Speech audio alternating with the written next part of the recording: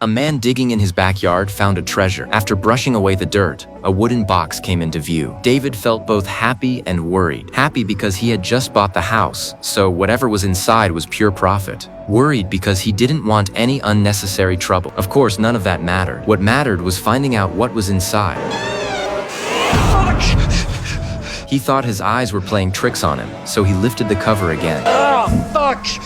Now he saw it clearly. Inside the box was a body, with a pile of cash thrown next to it. To confirm if the money was real, David forced himself to lift the board and secretly took a stack. Then he quickly covered it back up, afraid someone might find out. As everyone knows, real bills are printed on acid-free paper. If you draw on them with an anti-counterfeit pen, the paper turns yellow. Without a doubt, the money was all real. David was overjoyed. He never expected happiness to come so suddenly. He started getting cocky. With all that cash, his confidence grew. At work, he couldn't even be bothered to say hello to his co-workers. In his mind, he was already a millionaire, nowhere near their level. But then he thought again. That money wasn't really his. He struggled with it for days. In the end, greed won. Instead of calling the police or the real estate agent, he decided to keep it for himself. David roughly estimated the pile of cash to be about $3.5 million. What does $3.5 million mean? What does that much money mean? Just leaving it in the bank to collect interest would earn him more than his salary. Thinking that, he decided not to leave it in the backyard. He hid it in the storage room. Even then, he still felt uneasy. He didn't know if it was real or just his nerves, but he kept hearing strange sounds in the house. Every time he went downstairs to check, he found nothing. Only after making sure the money was still there did he feel safe. Just as he was about to go back to sleep, something strange happened.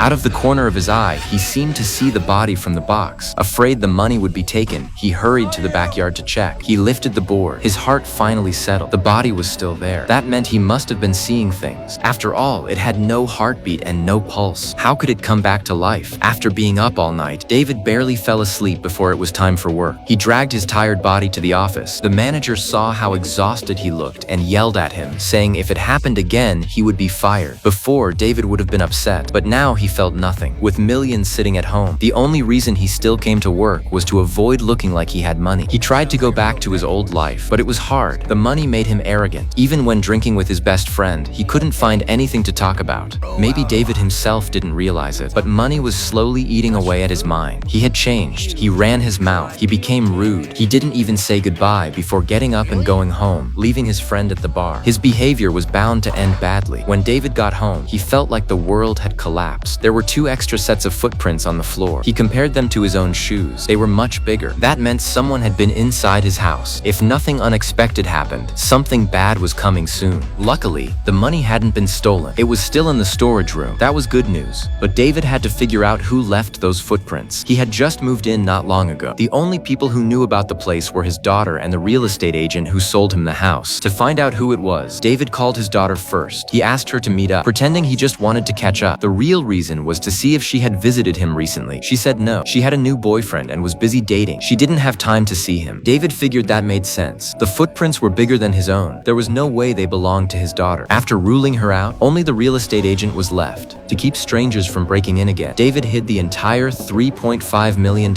in the wooden box in the backyard. To be safe, he hammered 88 nails into the lid. Just as he finished, he found a hidden door in the storage room. He had never been in that area since moving in. David tried to pry the door open, but the door was too solid. He couldn't get it open after trying for a long time. Just then, the real estate agent called. David took the chance to ask if he had visited recently. The agent said no. David then asked about the previous owner. The agent didn't know much. He only knew the owner had gone missing not long after buying the house. After hanging up, David thought about the body in the backyard. Could it be the previous owner? He opened the coffin again, hoping to find some clues. After searching, he found a wallet and a set of keys on the body. The wallet was empty, but the keys opened the hidden door. Behind it was a dark basement. At the far end of the basement, 5 objects wrapped in waterproof cloth were neatly lined up. From their shape, they looked like bodies. David was terrified. The more he thought about it, the more scared he became. He went to a hardware store and bought lights and cameras. He installed them all over the house. With modern technology, he believed no intruder could hide. He felt proud. David was confident, but in the middle of the night, the alarm went off. He got up, looked around, and checked the cameras one by one. Then a loud thunderclap struck, and the whole house lost power. When the power came back, David was shocked to see someone standing at his door. The person had his back to the camera and was banging against the door. David didn't believe in ghosts. He grabbed a baseball bat and ran outside, but he was too late. By the time he got to the yard, the person was gone. But from what he was wearing, David was sure it was the corpse. He was scared, but also unwilling to give the money back to a dead man. He threatened the body, saying if it dared to show up again, he wouldn't let it off easy.